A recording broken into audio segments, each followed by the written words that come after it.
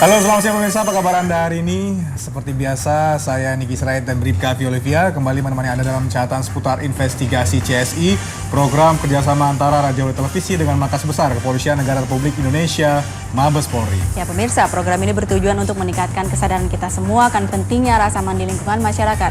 Jadi pemirsa harus ingat jangan berbuat jahat atau berniat menjadi penjahat karena tak ada kejahatan yang sempurna dan pasti akan terungkap. Dan kita simak 3 cuplikan berita utama untuk CSI hari ini hanya untuk Anda.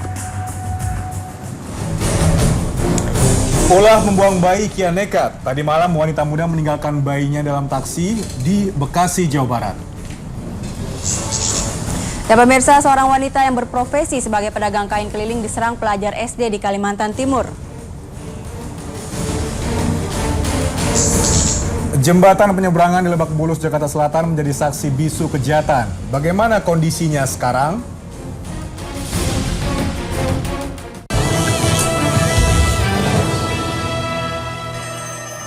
Ya pemirsa, bayi perempuan ditemukan dalam bagasi taksi di Bekasi, Jawa Barat tadi malam. Ya, ini bayi tersebut sengaja ditinggalkan oleh seorang wanita penumpang taksi yang turun di Mall Pondok Gede, Bekasi.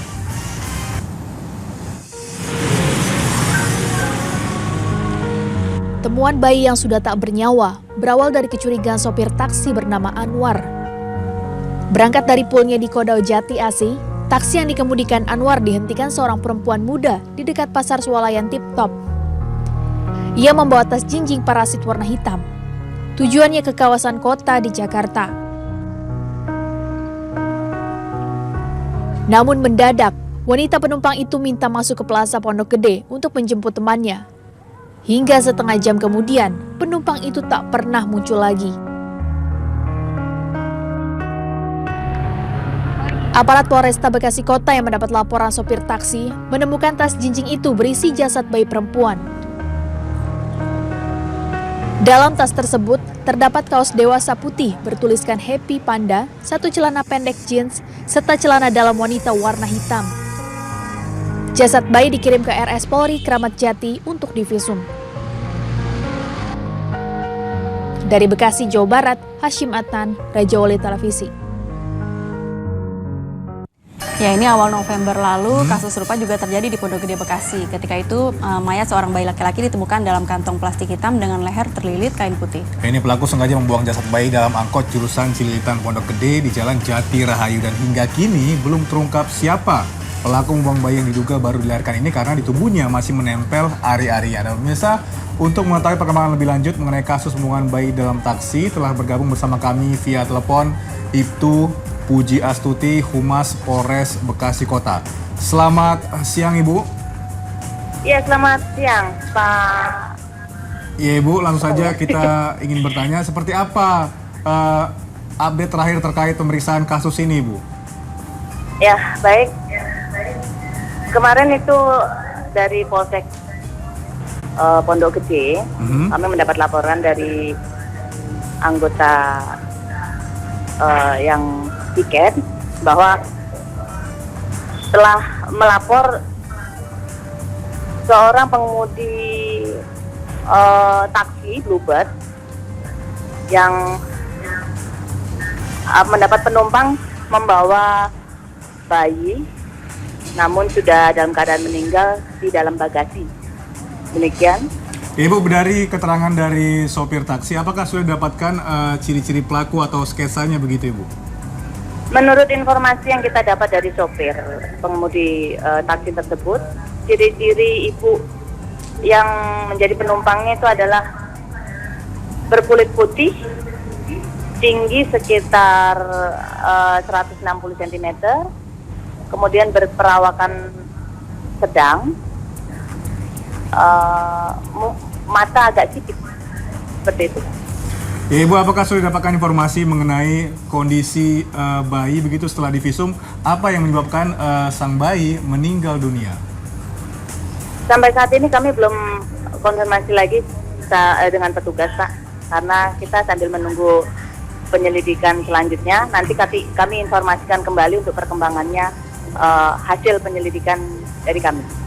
Ya, Ibu, satu pertanyaan lagi dari saya. 2 kali dalam sebulan jasad bayi dibuang di angkutan umum di Pondok Gede terjadi bulan November lalu. Nah, bagaimana sebenarnya kondisi di wilayah hukum Bekasi? Pada dasarnya di wilayah Bekasi sampai saat ini masih kondusif, Pak. Namun demikian itu lebih ke perilaku dari masing-masing. Jadi tidak keseluruhan wilayah mempunyai kerawanan-kerawanan yang sama. Seperti itu. Namun Baik. demikian kita dari Polres Bekasi dan jajaran selalu mengantisipasi perilaku-perilaku masyarakat, terutama untuk kita cipta kondisi pada malam hari, terus mengantisipasi kejahatan-kejahatan di jalan raya. Jadi kita all out untuk patroli, baik yang uniform maupun yang tidak berseragam, Pak. Baik, terima kasih Ibtu Puji Astuti. Terima kasih telah bergabung bersama kami di CSI. Dan pemirsa, berdasarkan catatan Komnas Perlindungan Anak, setiap 3 hari sekali muncul kasus pembuangan bayi. Ya, ini sejumlah lokasi menjadi tempat yang paling sering bagi pelaku untuk menjalankan aksinya.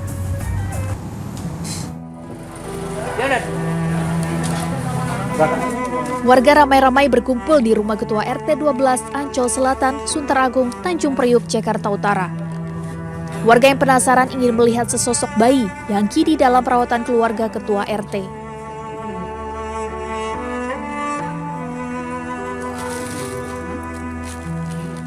Keberadaan bayi seberat 3,5 kg dan panjang 55 cm ini sempat mengejutkan warga karena ditemukan dalam boks tempat tidurnya di depan pintu rumah warga. Pelaku pembuang bayi menyertakan sebuah tas berisi botol susu dan 2 pasang pakaian bayi. Ada bayi nangis Di mana tuh, Bu? di depan rumahnya Pak Arik, Diletakinnya di posisinya di mana? di depan pintu. Depan pintu pagar. Iya, terus saya panggil dia. Teras terbuka. Iya, teras terbuka. Terus, Bu? Terus saya panggil ini tangga, suruh ngangkat. Ini nggak kenal, bukan warga sini, jadi saya nggak nyapa, nggak tegur sapa. Udah saya cuek jalan. Saya pulang beli kerupuk, amprokan lagi. Cuma saya nggak tahu kalau tiba-tiba bayi itu ditaruh di depan rumah Pak Arif. Tahu saya pulang, orang keluarga rame, ada buang bayi, ada buang bayi.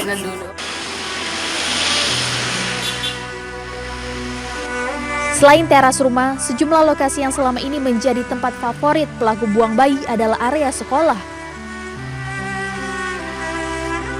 Bayi laki-laki ini misalnya ditemukan warga dalam sebuah tas yang tergeletak di depan pagar SMK N4 Tangerang, Banten.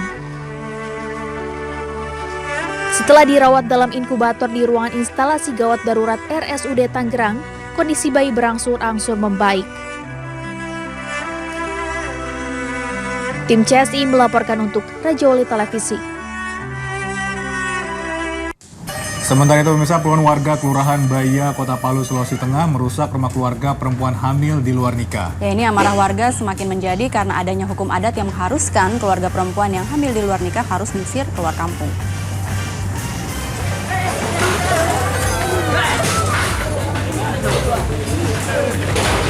Ya pemirsa, menggunakan batu dan kayu, warga yang tidak terima kampungnya ternodai dengan aib remaja putri hamil di luar nikah merusak rumah dan sepeda motor milik tersangka AG yang dituding telah menghamili adik kandungnya sendiri. Aksi ini merupakan bentuk kekecewaan warga kepada polisi karena membebaskan AG yang sebelumnya diperiksa di Polsek Palu Utara. Ya, ini korban yang merupakan siswa SMP mengalami keguguran setelah terjatuh di kamar mandi. Namun saat ditanyai siapa ayah biologis dari janin yang dikandungnya, korban tidak menyebutkan nama. Khawatir adiknya akan menjadi sasaran amuk massa, kakak kandung korban yang berinisial AG mengaku kepada polisi bahwa dirinya lah yang telah menghamili adik kandungnya.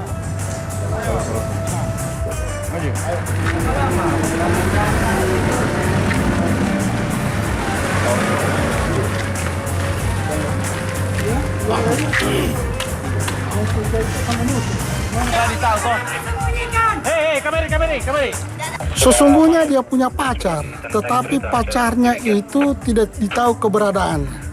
Menurut pengakuan sampai saya bawa ke PPA. Lanjut perkembangan. Tapi korban ini tidak mengakui bahwa kakaknya melakukan. Bukan, tidak mengaku sama sekali, tidak ada menurut yang bersangkutan. Ya, ini kalau tidak dibuang, bayi pun akan mengalami nasib yang lebih naas, yaitu dibunuh. Nah, aborsi di Palu, Sulawesi Tengah tadi menegaskan bahwa tindak kriminal pembuangan bayi tidak hanya terjadi di Kota Metropolitana. Afi, apa sebenarnya motif orang melakukan pembuangan atau pembunuhan bayi? Ya, ini ada berbagai faktor penyebab ya, seseorang membuang atau membunuh bayi ataupun melakukan aborsi terhadap janin yang dikandungnya. Nah, ini diantaranya malu lantaran hamil di luar nikah, kemudian menjadi salah satu faktor dominan di kalangan remaja. Hamil di luar nikah ini artinya akibat praktik seks bebas begitu? Ya, benar Niki. Karena itu untuk mengantisipasi kasus seperti ini perlu kepedulian semua pihak. Nah, lantas apa ada faktor lain? Faktor lain ini ekonomi ya. Mereka membunuh atau membuang bayi dengan alasan tidak mampu membiayai bayi yang dilahirkan. Nah, ini apa saja sanksi pidana bagi mereka pembuang bayi? Apakah ini termasuk kategori pelanggaran pidana berat, Abi? Ya, ini dalam pasal 305 KUHP disebutkan mereka yang menaruh anak di bawah umur 7 tahun di suatu tempat agar dipungut orang lain terancam hukuman 5 tahun 6 bulan penjara. Dan jika bayi tersebut meninggal, ancaman hukumannya diperberat. Nah, satu lagi kita tadi membahas sempat tadi mengenai lokasi favorit begitu tempat oknum untuk membuang bayinya. Nah, kenapa selalu dipilih tempat-tempat yang tempat publik begitu, kadang di depan rumah sakit atau di dalam angkutan umum dan sebagainya? Ya, ini sepertinya agar mudah ditemukan oleh orang lain bayi yang dibuangnya itu karena mungkin tidak tega ataupun memang tidak berencana untuk membunuh bayi yang tidak diinginkan itu. Jadi dengan harapan bayi yang ditemukan oleh orang-orang nantinya akan dirawat begitu ya? Baik, kita beralih ke informasi lain. Ya, ini pemirsa tentu masih ingat jembatan penyeberangan orang JPO di kawasan Lebak Bulus, Pondok Pinang, Jakarta Selatan yang merupakan lokasi terjadinya kasus pemerkosaan bulan November lalu. Ya, sejak kasus itu Pemprov DKI Jakarta berjanji untuk membenahi JPO yang rawan terjadinya aksi kriminalitas. Nah, hampir sebulan berlalu, kita lihat seperti apa wajah JPO rawan itu saat ini.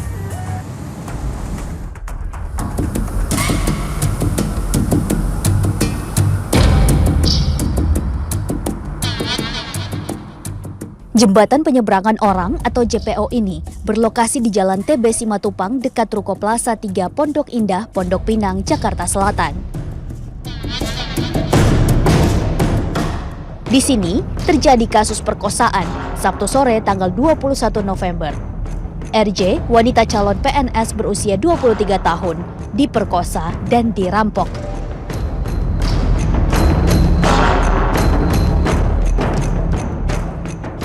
Saat berpapasan dengan korban, pelaku langsung menarik jaket korban lalu memojokkan ke tembok jembatan. Pelaku meminta uang dan merampas ponsel. Setelah itu, korban langsung diperkosa di lokasi yang memang sering sepi tersebut.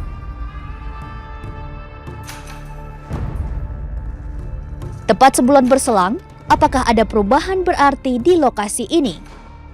Pasalnya, sejak kasus perkosaan mencuat, Pemprov DKI Jakarta berjanji untuk membenahi jembatan rawan. Nah, saya ajak Anda menyusuri jembatan ini.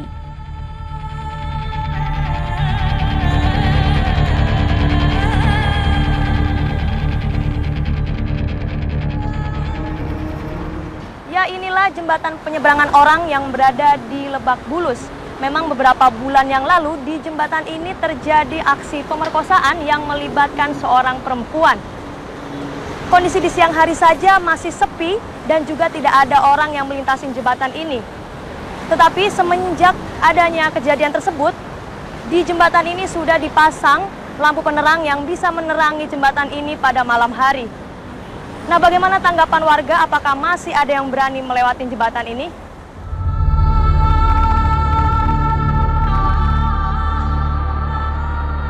Ya, tak ada perubahan berarti di lokasi ini. Hanya ada lampu yang tampak baru terpasang di jembatan ini. Satu lagi, tidak ada kamera CCTV.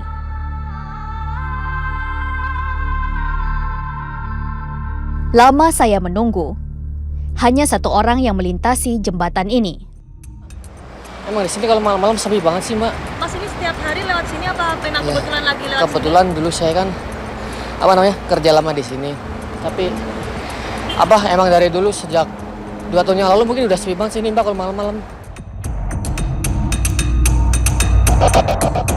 Lalu, bagaimana kondisi JPO ini sore hari menjelang malam?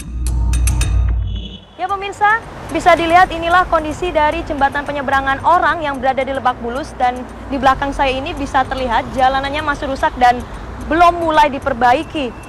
Dan ini waktu juga sudah menunjukkan pukul 6 sore, di mana situasi di sini sangat sepi dan tidak ada satu orang pun yang melintasi jembatan ini. Padahal di samping kiri saya di sini sudah mulai terpasang lampu penerangan yang sudah mulai menerangi di sekitaran jembatan ini. Lampu sudah menyala, namun tak tampak batang hidung warga yang melintas. Jembatan ini masih identik dengan aksi kriminalitas. Alhasil, kesan sepi yang mencekam masih terasa. Dari Jakarta, tim liputan untuk CSI Raja Wali Televisi.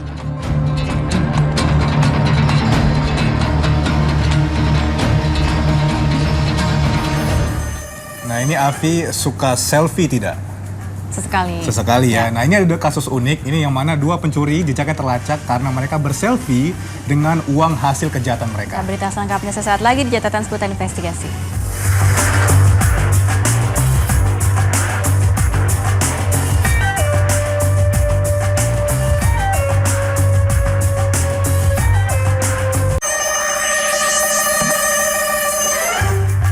Terima kasih Anda masih menyaksikan catatan seputar investigasi. Pemirsa, jika seorang penjahat biasanya sibuk menutupi jejak kejahatannya, berbeda dengan ulah dua spesialis pencurian minimarket ini. Ya, hobi unik mereka yakni berselfie bersama barang hasil jarahan membuat polisi dengan mudah melacak keberadaan mereka dan membekuknya di tempat persembunyian.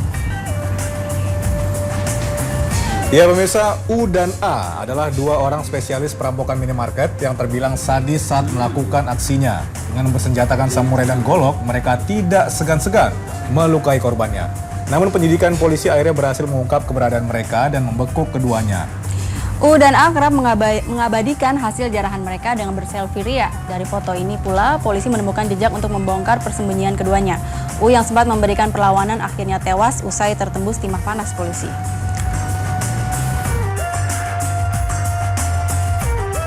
Uang tersebut digunakan untuk keperluan mereka sehari-hari. Dan setelah mereka melakukan kejahatan, apabila mendapatkan uang, mereka selalu mengabadikan dengan foto.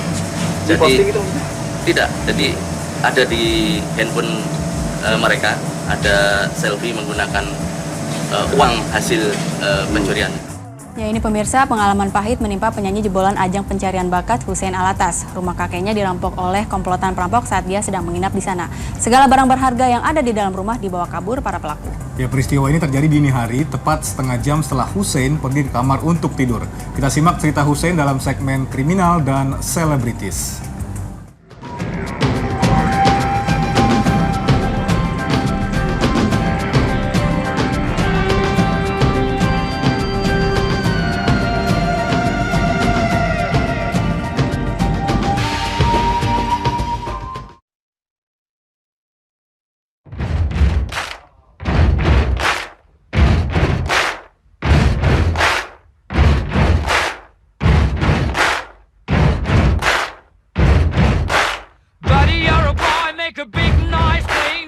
Hussein Alatas, namanya dikenal publik secara luas sejak tahun lalu saat ia menjadi runner-up ajang pencarian bakat menyanyi di tanah air. Pria 26 tahun ini sedang sibuk mempersiapkan album solonya. Tahun depan, ia juga menjajal kemampuan aktingnya di layar lebar. Nah, ada pengalaman kejahatan apa yang bisa dibagikan Hussein untuk pemirsa CSI? Kejadiannya di rumah kakek almarhum di daerah Cawang. Rumahnya kerampokan. Hari itu gue lagi nginep di situ dan pintu kamar dalam keadaan terbuka. Itu televisi, jam tangan, semua elektronik hilang semua. Ketahuan itu kejadian sekitar jam 2:30 pagi. Dan gue baru tidur jam 2. Polisi mensinyalir pelakunya lebih dari 2 orang.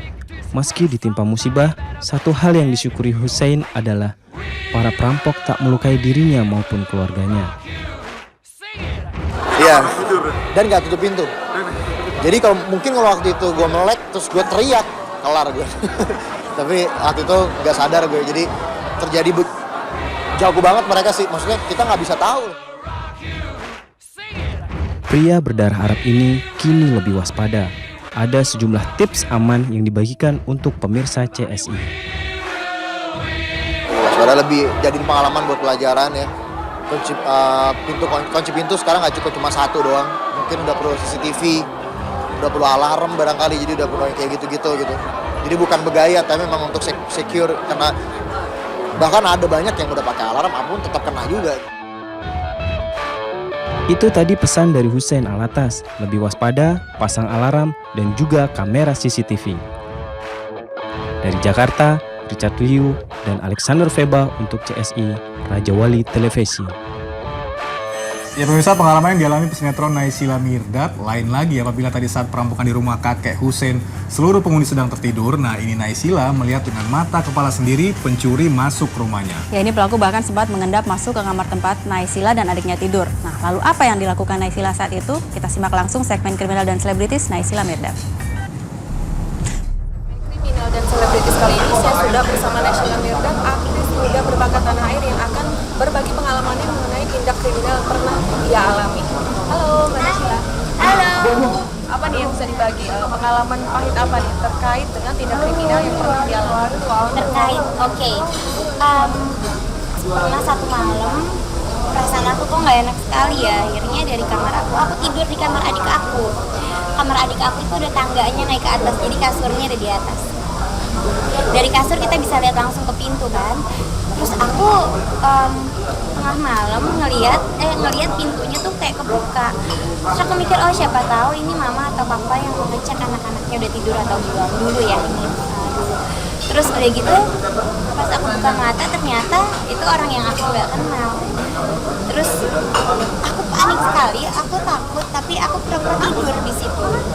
Karena kalau misalkan aku teriak, aku takutnya dia bisa berbuat yang lebih nekat lagi.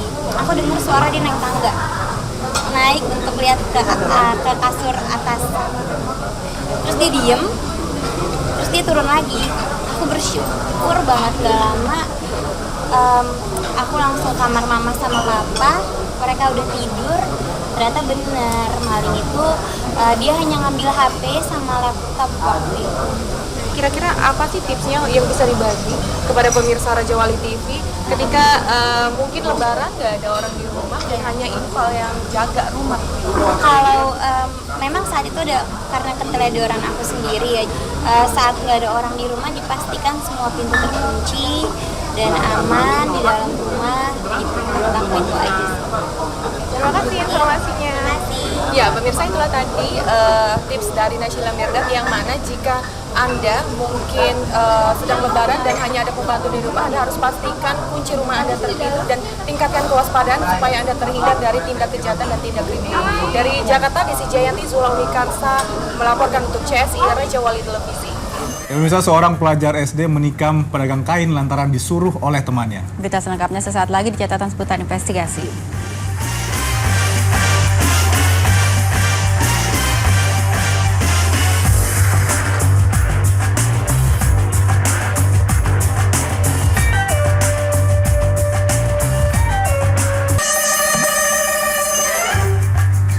Terima kasih pemirsa, Anda masih menyaksikan catatan seputar investigasi. Nah ini ulah bocah dirasa masih wajar jika hanya bertengkar atau berkelahi dengan teman sebaya. Namun yang terjadi di Kabupaten Berau, Kalimantan Timur ini sungguh mengenaskan. Ya, ini masih berusia 13 tahun, pelajar SD menyerang wanita yang usianya jauh lebih dewasa. Dan lantas apa yang menyebabkan sang bocah bertindak keji? Kita simak penelusuran rekan Syahrudin.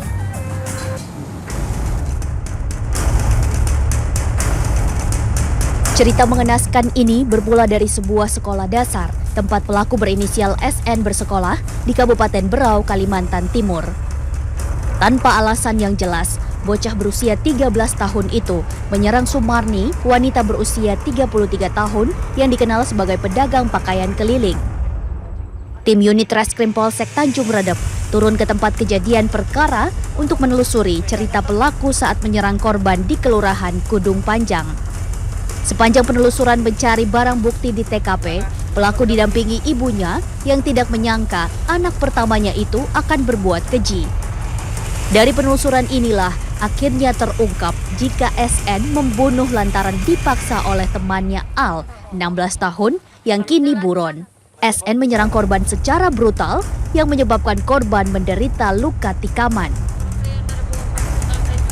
Betul-betul tidak nyangka, makanya aku ini menangis terus. Kok bisa anakku begitu. Orangnya pulang sekolah, makan, tidur. Anak-anak ini nggak pernah cerita ada masalah apa? Enggak pernah. Kalau ada masalah, nggak pernah. Kalau ada masalah itu dia aja yang dihajar orang. Oh gitu. Dia aja yang dipukuli orang. Barang bukti berupa pisau pelaku yang dibuang ke sungai pun tidak ditemukan. Polisi hanya menemukan kunci sepeda motor di TKP yang merupakan kunci sepeda motor milik tersangka. Keterangan tersangka bahwa setelah dia melakukan penikaman, barang buktinya dibuang ke Motif sungai. pelakunya apa sih Pak? Untuk motifnya kami masih mendalami. Yang tersisa adalah kesedihan Sumarni. Korban masih trauma dan mengalami luka tikaman. Ia memilih berdiam diri di rumah dan menolak setiap orang yang akan berkunjung ke rumahnya. Dari Berau, Kalimantan Timur, Syahrudin, Raja Wali Televisi. Ya pemirsa, kita beralih ke ibu kota Jakarta. Aksi mogok masal yang dilakukan para sopir Metro Mini mengakibatkan sejumlah penumpang terlantar. Ya, meski begitu tidak ada penumpukan penumpang yang parah seperti yang terjadi di terminal bus dalam kota Blok M, Jakarta Selatan. Pemirsa, seperti inilah situasi terkini di terminal bus dalam kota Blok M, Jakarta Selatan. Meski para sopir Metro Mini melakukan aksi mogok massal, namun tidak terlihat penumpukan penumpang yang berarti. Sejumlah petugas kepolisian tampak berjaga di terminal Blok M sebagai antisipasi adanya demo para sopir Metro Mini yang dikhawatirkan mengganggu aktivitas di terminal ini. Pihak terminal mengerahkan bus sekolah dan bus dari Dinas Perhubungan sebagai pengganti Metro Mini yang mogok. Silakan mencari alternatif lain yang sampai saat ini belum. Ya pemirsa, saatnya kita menyapa Mahulika Setepu dan juga Oscar Haris yang akan membawakan Lensa Indonesia Siang. Ya, Oscar dan Mehu, kita ada berita apa saja untuk siang hari ini?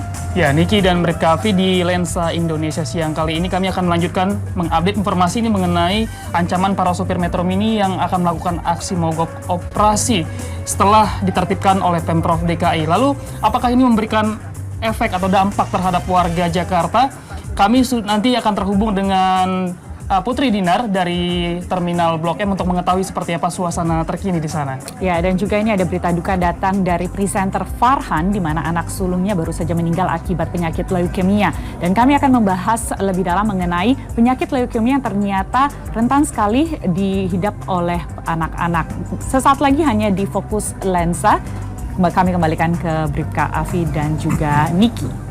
Baik teman-teman, selamat bertugas dan pemirsa, sekian CSI hari ini. CSI akan kembali besok seperti biasa pukul 11 waktu Indonesia Barat. Rekan saya Bribka Afi Olivia. Dan rekan saya Niki Sirait. Ucapkan terima kasih karena Anda telah bersama kami. Ingat, tak ada kejahatan yang sempurna.